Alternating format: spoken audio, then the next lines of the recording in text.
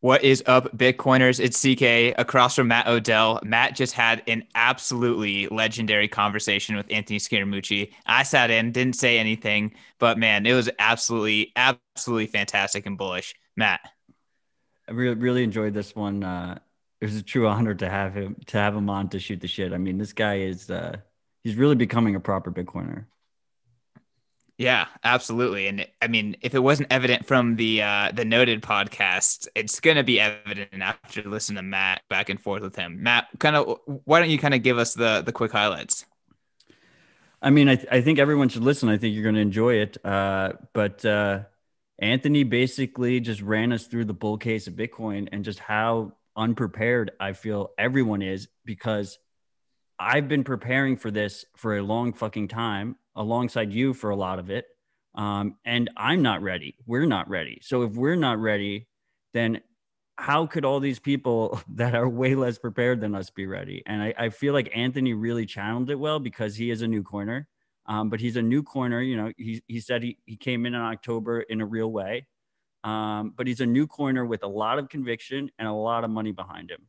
So it's just a really fantastic perspective. Yeah, absolutely. And it sounds like he's not only down for the corn, but he's also down for the official 200K party. Maybe unofficial yet, but maybe we can get him there to speak at Bitcoin 2021. For the listeners out there who haven't bought their Bitcoin 2021 ticket, Matt, why should they, man? Like, what are they missing out on right now? So, I mean, I'm officially on the record that this is going to be the 200K party. I really do think that we're going to hit 200K by June.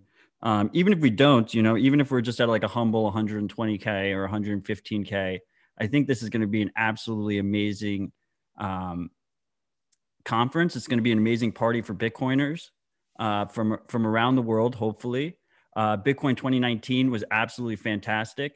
Unfortunately, Bitcoin 2020 had to be postponed because of the pandemic, but this year is going to be bigger and better than ever. It's going to be Miami. Everything says to me that this is going to be absolutely hype. We got a lot of things planned in the pipeline for it that I'm excited to announce eventually, but we can't announce it yet. And if you use my code HUMBLE, you get 21% off, but it has to be full caps. Yeah, all caps. Humble is by far the best code out there. So if you're listening to this, smash Humble into both OpenNode and or Eventbrite when you buy your ticket, and make sure to get your 21% off. And I mean, I don't know if you guys remembered, but during Bitcoin 2019, in the midst of a bear market, the price pumped. So can you imagine what the price action is going to be like deep into a bull market during this fucking epic gathering? Well, Bitcoin 2019, we finished it off with a live rabbit hole recap, which we're going to do again for this conference. And I actually told all the freaks to market buy during the conference, and it turned out to be the local top of $13,000. And it took, I think, at least 2 years for us to reclaim that price. So I do plan on telling everyone to market buy at the conference. Hopefully, it isn't the top. I don't think it will be the top this time. Yeah, it's just it's gonna be insane. All right, guys, be there or be fucking a shitcoiner. I don't know. All the Bitcoiners are going to be there, and hopefully Anthony will be as well. Let's just get into this podcast because it was an absolute banger. Cheers. How's it going, Anthony? I know time is money. So let's just jump right into this. Welcome to the show. I'm here, but when I'm having a good time, I can take my time. All right. And congratulations on everything you're doing, Matt. It's great to be on. So welcome to Bitcoin. I mean, it's a relatively new journey for you, but I feel like you've kind of come along really quickly. I watched your recent conversation on the Noted podcast with my good friends Bitstein and Pierre, and your grasp of the Bitcoin fundamentals kind of caught me off guard. So I feel like a good place to start here is where do you stand right now? Where do you stand? What do you see happening and with Bitcoin over these next like 2 months, 3 months? I'm immediately throwing the penalty flag, and I'm giving you a 15-yard penalty for unsportsmanlike conduct. You basically just told all of your listeners that I'm an old fuddy-duddy, and you saw me as a gold miner in 1849. That's basically what you just said, Odell. All right. But in all seriousness, I think you're right to be asking that question. And it did take me some time to get there. And my odyssey to Bitcoin is 7 years in duration. So, and I'll explain that. I was with the Winklevosses at the SALT conference, our conference. Those coins were trading at $400 a coin. And they were explaining to me what was going to happen and why they were so confident. And I was telling them, it sounds good. It's believable based on the arcs of other networks, but I'm an institutionalist. A couple of things would have to happen for me to get comfortable to expose it to my clients who, you have to remember, Matt, I am an old fuddy-duddy. And so what do my clients want? They want to stay wealthy. They got wealthy. And so it's my job to keep them wealthy. It's not my job to find them a unicorn or the new rainbow or be the first shareholder into Uber or anything like that. So what I said to the Winklevosses, or the Winklevi as they're called, I need three things to happen. Number one, I need to see a fully exaggerated, exponentially growing network that is following Metcalfe's law. And Bitcoin has that. You have 100 and, you tell me, Saylor thinks it's 130 million users. It could be more than that. We sort of think it'll get to 1 billion by 2025, but it is exponentially growing. Second component I would need is, and the Bitcoiners hate this, is tax and regulation, because most Bitcoiners are like you, they're libertarians. They want low-level tax and low-level regulation. And so for me, I'm in the tax and regulation mode, because then I know institutions will accept it. It's moving from, I don't want to go there and embarrass myself. There are too many skeptics, to, okay, it's established, I'm now comfortable with its early adoption. And then the third thing, which I think you would appreciate, is storage. And so your listeners know that 2 to 3 million coins were lost as a result of poor storage mechanisms in the inception of Bitcoin. And I'm not saying that individuals can't hold their coin in places that have reasonably good storage, but if you're an institution and you're going to put $500 million into Bitcoin, which is effectively what Skybridge has right now at current market prices, I need to store it in a way where it's cold. I need to store it where it's unaffected or not capable of it being hacked by the internet. And so places like Fidelity, when they opened up their window, Matt, to allow for digital storage at Fidelity Digital Storage, the digital asset group of Fidelity, and then they've got that extra layer of Lloyd's of London insurance, that combination to me was like, okay, we're ready to invest now. So I'll say something that, I'd like to get your reaction to. As an institutionalist, I'm more comfortable with Bitcoin at $30,000 a coin than $400 a coin. I'm actually more comfortable with it at $48,000 a coin, because it is being priced, in my opinion, you can price it off fundamentals. It's being priced off of the exponential growth of the users. Just go look and track users of Bitcoin and track pricing. Plan B calls it the stock to flow model, but I call it, the users. You just look at the users.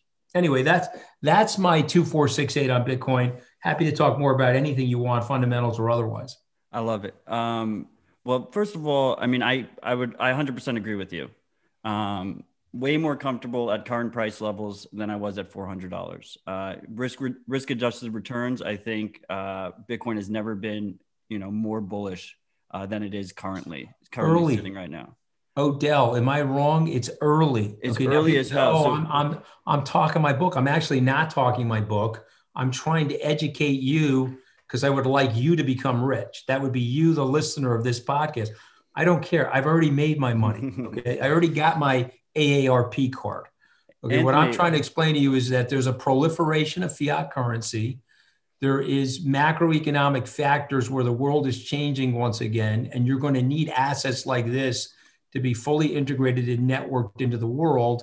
And this is technological innovation that you as an investor need to be a part of. Now, let me just say one last thing. If you have old fuddy-duddies like me listening to you, but believe it or not, you actually do at this point, because they're intellectually curious, let me ring their bell for a second. If you're a money manager listening to this, you are going to have Bitcoin in an index that you're going to be compared to. Now, maybe that index will be 60% stock and 35% bonds and a couple of percent hedge funds.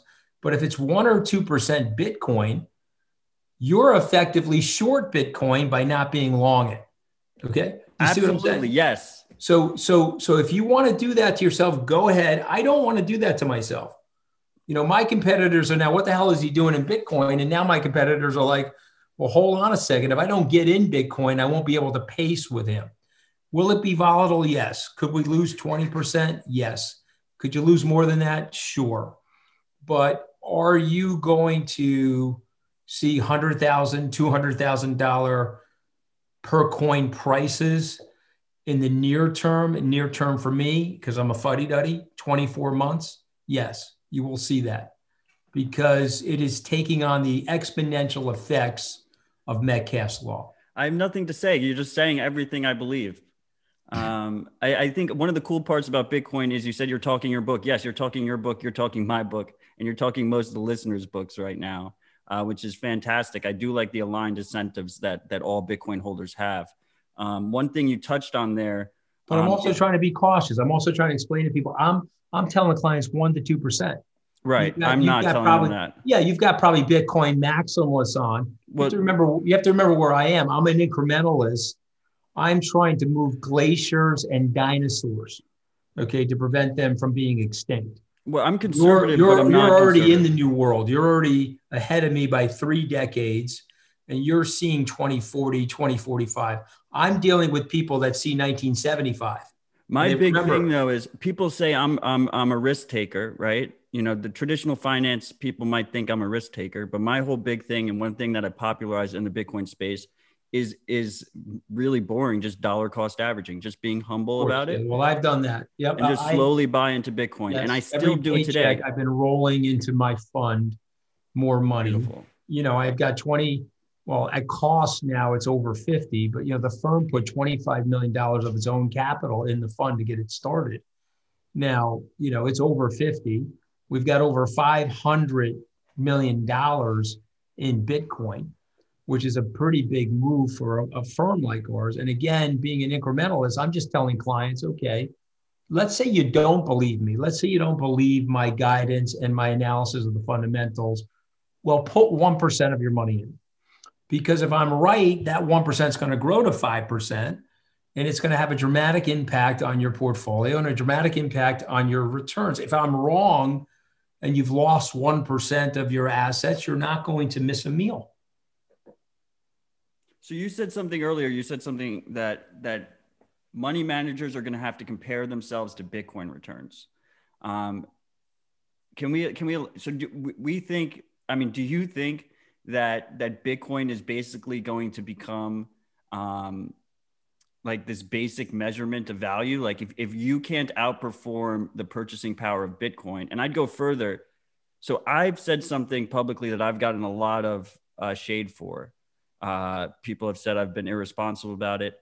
The statement is Bitcoin is designed to pump forever. And my belief is, you said something that, the total users right now is 130 million, according to our friend Michael Saylor.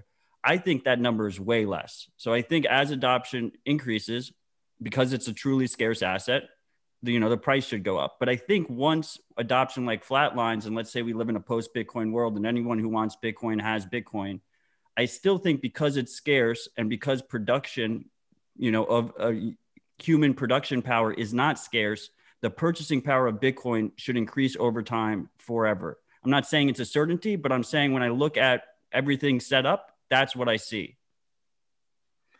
All right. So let me react to that. I'm going to say 3 things. I'm going to say I'm making the statement that money managers will have an index benchmark that they measure themselves by. So if you are a stock market person, you're being benchmarked off the S&P or the Russell 5000, or you pick an index. You could be benchmarked off the Dow. If you're a fixed income manager, you have the Bloomberg Barclays Bond Index, and I can give you different indexes. But if you're a total return manager in a pension fund, or a total return manager that's got a stack of assets and you're advising a wealthy individual, well, most people have a stock and bond, hedge fund, hard asset portfolio, including real estate and gold. And the question is Bitcoin going to have a slot in that pie, in that pizza pie? And my answer to that question is yes. Yes, it will. Is it a 1, 2, 3, 5% slot? We can pick it. It doesn't really matter, but it will have a slot. So if you're sitting there as a 200-year-old person and you don't want to own Bitcoin because it's worthless and it's just a bunch of garbage, and as Nouriel Roubini calls it, shit coin and all of this stuff, okay, but it's now going to be something you're benchmarked off of. And so for those reasons, it's going to be increasing in value because people are going to like, shit, I don't want to be short Bitcoin. I got to own some of it. So that's number one. The problem you're having with your statement, why people are being critical, Matt, is because you're using the word pump. And so when people use the word pump, they hear the word dump. They hear pump and then they hear dump, right? And so that's why they get concerned and they think of the Wolf of Wall Street and that sort of thing. But what you're really saying, if I could reframe it for you and be your verbal proofreader, if I could re-intellectualize it for you, if that's even a word, I'm channeling George W. Bush at this moment. What you're really saying is that there's a fixed supply of Bitcoin, but we're very early stages. Let's call it 100 million users. It doesn't matter. Let's say it's 50 million users. It doesn't really matter if it's 50 million or 150 million. Right. As it relates to the world and the universe, that is still very early innings. It could be the first batter in the first inning or the second batter, but you're still very, very early. So to me, what I would say to you, and I would say to your listeners, is I would rather be roughly right than precisely wrong. Meaning, I think sometimes we have a tendency to overthink things, and then we have a tendency to overthink our way out of the simplest, purest, best ideas.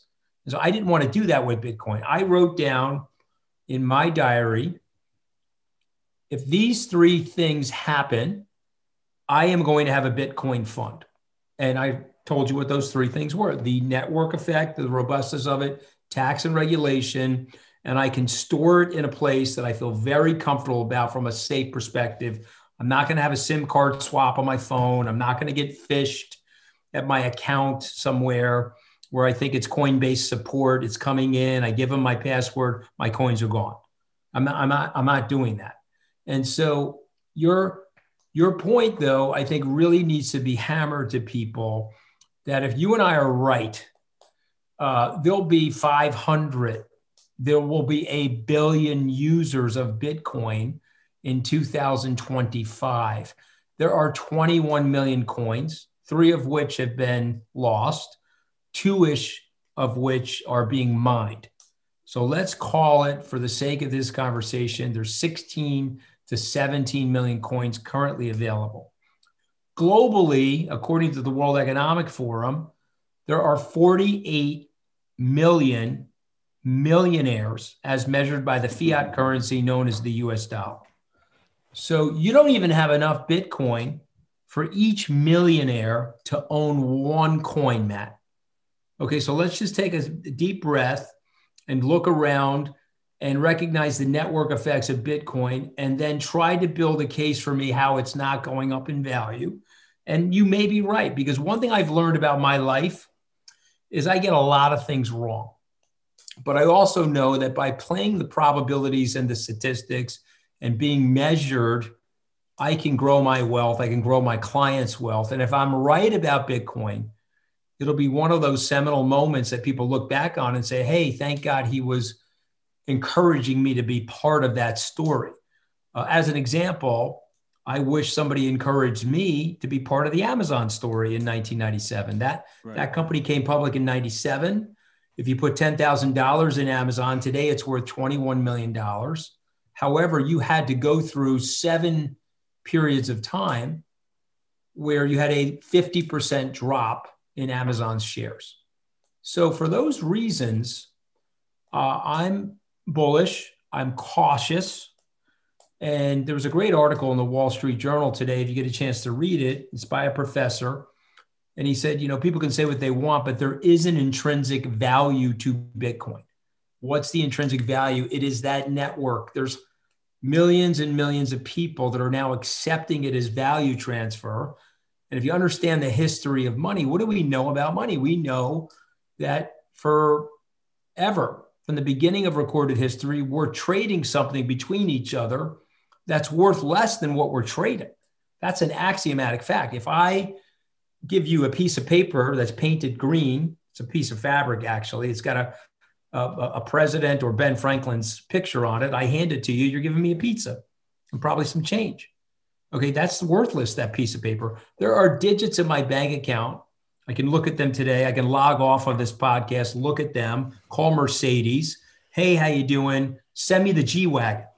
They say, okay, great. There's 180,000 digits in your bank account. Wire those digits to my bank account. So your digits are going to go down by 180,000. Mine are going up by 180,000. And we're going to deliver you a G-Wagon.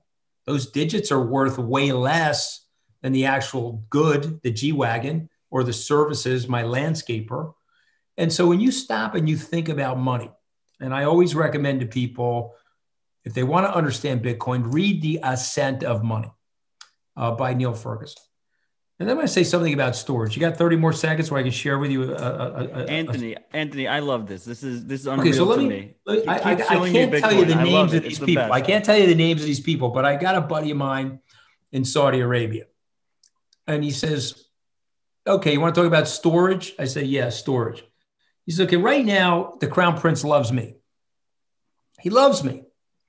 But for some reason, if he doesn't like me anymore, I have a USB with $200 million of Bitcoin. I'm going to shove it straight up my ass, and I'm going to head for the Yemeni border. Anthony, can I shove $200 million of gold up my ass? I'm just asking you for a friend. Can I? And the answer is no. And so the point being is we have now mastered, we have now fully technologically innovated value transfer. And we've done it off of the ledger, the cryptography, and the blockchain technology surrounding Bitcoin and the cryptography known as Bitcoin. So therefore, and forget about me. Okay, your generation, my children, my 28-year-old son that just graduated from Stanford Business School, he's accepted Bitcoin. You want to debate a 60-year-old guy about whether or not Bitcoin is a store of value? Good fucking luck. Okay, you can do it all day. He's going to probably be stuck in the mud. But you want to talk to a 28-year-old? They're already there. They see it as better than gold. You want to talk to Sailor? Sailor thinks, well, if gold's at 12 trillion, Bitcoin's 10 times better than gold. It should be at 100 trillion. I'm not saying that, but I am saying at 800, 900, a trillion, could it be 5 trillion in market cap as it gets absorbed? Yes, it can. And so why do you want to miss that? If I'm right, why do you want to miss that? You made a good point that you don't have to know the specific number. The adoption levels right now are negligible. It should probably go substantially higher in some point of time in the future. Yes. Right. So if you're directionally correct, you just go for the long-term bet. Matt, my message to investors is I would rather be roughly right than precisely wrong. We have a tendency to overthink and overcomplicate. I got people telling me, well, Ethereum and Dogcoin or Dogecoin, whatever they fucking call it. Okay, no. I'm not in for those. I'm in for Bitcoin. Why? Because Bitcoin, there are 8,300 coins. It has been defending itself for 12 years. It has slayed the competition. And yes, could there be a bigger coin someday? Sure. Bitcoin will be replaced, Matt. I can guarantee that it will be replaced. But it probably has a 150-year shelf life, like the pound sterling, like the US dollar. My point is, I'm not sitting here, all states are impermanent, right? Isn't that what the Buddha said? I'm just looking at the landscape and I'm measuring out over the next 25 to 50 years.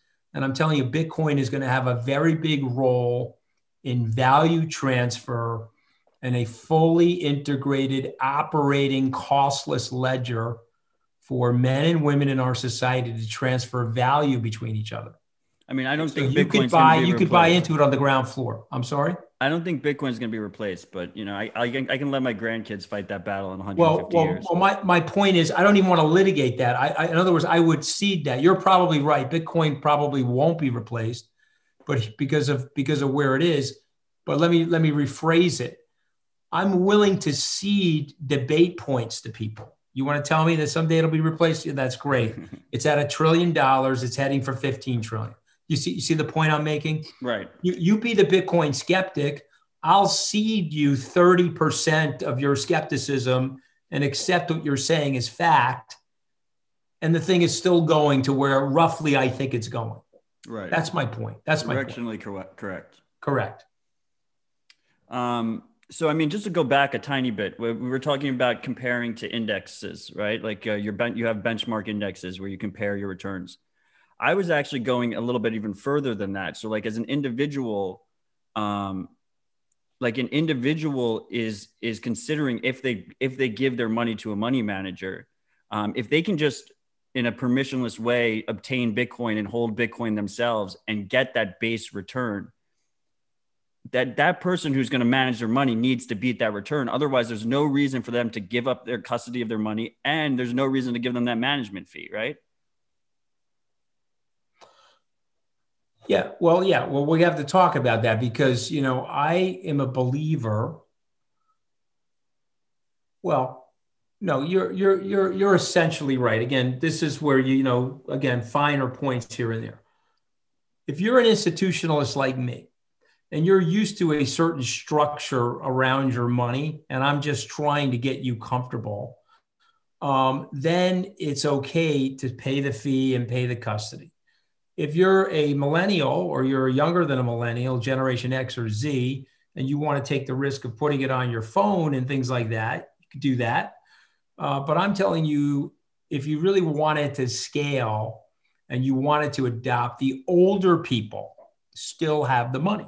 That's how it works. The 70-year-old guy has likely more money as an investor than the 20-year-old. And so to get him comfortable or her comfortable, you have to put apparatus around it that makes them comfortable from a technical and a structural perspective. Does that make sense? Yeah, no, so a Bitcoin, a managed Bitcoin fund is not really what like your fund, the fund that you're launching, is not what I really meant there. That kind of makes sense to me from just a convenience point of view. Right. A comfort point of view. Exactly. I've got a great auditor. Yeah, you pay for the peace of mind. It's stored in Fidelity. You're paying me a small amount. I mean, certain guys are getting 2%. We're only charging 75 basis points. We'll store it and keep it safe. You got an insurance layer. All that stuff I think is worth it to certain people. Right. And especially high net worth, also corporations. All of this makes sense to me. What I mean more is, let's say, a bottom level high net worth individual, they're worth like $30 million.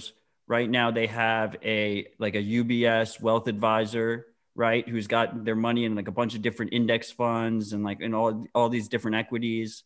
And then they're taking a fee out of that. That guy's got to beat the returns of Bitcoin. If he doesn't beat the returns of Bitcoin, then there's no reason for you to have that relationship, right? So I would say a little differently. What I would say is he's got to have Bitcoin in that portfolio. He's probably got a client who, quote unquote, wants to stay wealthy. Okay. And so he's got to recognize that if you want to stay wealthy, you're going to have a diversified portfolio. You're not going to put 100 cents of your fiat currency known as American dollars into Bitcoin. You're going to have some real estate, some other things, but he's going to need that UBS guy that you're referencing, or pick any FA. He's going to need some exposure to Bitcoin. He's going to have to answer to that. His client is going to say to him, well, Matt Odell, the FA at XYZ Financial Advisors, he's putting 5% of his client's money into Bitcoin, and they're getting way richer than me, and they're outbidding me at Sotheby's for art, or they're buying better quality waterfront Hamptons real estate than me. Right. And so you're causing me to lag behind what my purchasing power should be. Does that make sense? Yeah. So it's not, I can't say, oh yeah, geez, Bitcoin went up 10,000% in the last 10 years or whatever the number is, and you didn't. So therefore you suck. I don't think that's where people are going, but I think people are going to say, okay, I've got 5% in Bitcoin and I'm doing way better than you that have no percent in Bitcoin. So what the hell's going on? And I think that's going to force the further acceleration of the adoption. Yeah, I mean, I think we agree. I guess my point is that discussion already happens, right? That market process already happens, comparing different advisors and wealth managers against each other and their performance against each other. The difference here, I think, is all of a sudden humans have a choice in a pure store of value play that they haven't had in the past, right? So I feel like it adds an additional layer of pressure there, like additional layer of market pressure there that people aren't really appreciating yet. Because we haven't had it. I think that's well said. And we agree. We agree. Awesome. So, I mean, the big news of this week has been Tesla, so we have the richest man in the world, outspoken CEO of Tesla. They decided to put $1.5 billion on their balance sheet worth of Bitcoin. MicroStrategy already did it. Square did it on a smaller scale. But I think Tesla, that's a whole different kind of wake up call to have Tesla come in at such a massive position, just like right off the bat. So the plan is to release this podcast on Tuesday. Currently it's Thursday. The price is trading around $47,000. I've been waking up in the morning on these last few days, and the price could be anywhere above. Like I am right now, I feel like people are not appreciating the gravity of this situation and how the domino effect could happen here if we start seeing corporation after corporation come in and put Bitcoin on their balance sheet. And it's almost for these large corporations and these super high net worth individuals, it's less risk than for me or you, because first of all, Elon can legally front run his own company and buy Bitcoin ahead of time because it's not a security. And then second of all, just the announcement of them owning Bitcoin increases the price substantially. We had the largest Bitcoin candle ever. It went up $9,000 the other day when the announcement happened. It's just automatic free money. So are we about to see just a waterfall of investment come into Bitcoin? So yes, but there will be pullbacks. And I would add one other thing to what you're saying, because of doing this a long time. You have a classic short squeeze going on. And to be a little cheeky, Elon Musk, who hates short sellers, and they preyed on Tesla forever, and he's managed to destroy them. He knows that there's a smug group of hedge fund managers and others that are short Bitcoin, think it's a tulip bulb and it's going to bust. And so there's a couple $1 billion short Bitcoin. And so he's squeezing them right now. See, that announcement has caused people to cover. The Bank of New York announcement has caused people to cover, which is why it's candlesticking 9,000 and gapping. When you see gaps like that, to somebody like me, it's like a cardiologist reading an EKG. Those candlestick gaps that you're describing, some of that's born from short selling. However, you're also correct. There is a water wall of money coming from all those people that you just described. So yes, there will definitely be higher prices because you have a scarce asset that people want to participate in. And, there will also come a time where you and I, hopefully you'll invite me back. I don't know if it's a year from now, 3 years from now, where we're going to look at each other and say, well, there's a lot of absorption. The prices are stabilizing.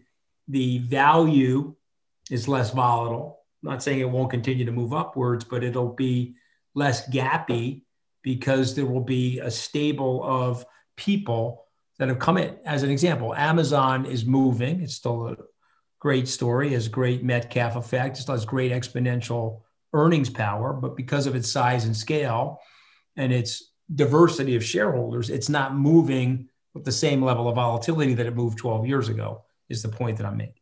But yes, you're correct on what you're saying. I'm just adding the short squeeze is also a part of it. As liquidity increases, the volatility should edge out, right? Exactly. It should get smoother. As for short squeeze, I mean, so we had like the whole Wall Street bets thing happen. So I feel like a lot of retail had an education on what could happen in a short squeeze scenario. So I've been kind of,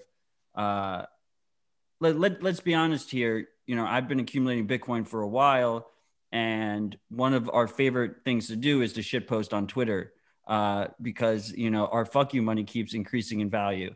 So recently the shitpost angle I've been going, and I try to be informative shitposts. Right. The whole world is short Bitcoin right now. I think Elon is technically short Bitcoin because if you take his wealth, and how much Bitcoin he has, it's an absolute negligible portion of his wealth. Mm-hmm. And all these people are going to have to cover themselves as the price increases. I accept that because I'll put it to you differently. Okay, you ready? Those assets, you've just printed 23% more dollars. The stimulus is going to lead to another big money printing. So in 12 years, you'll have 40% more dollars. So the stuff you want to own is going up in fiat currency.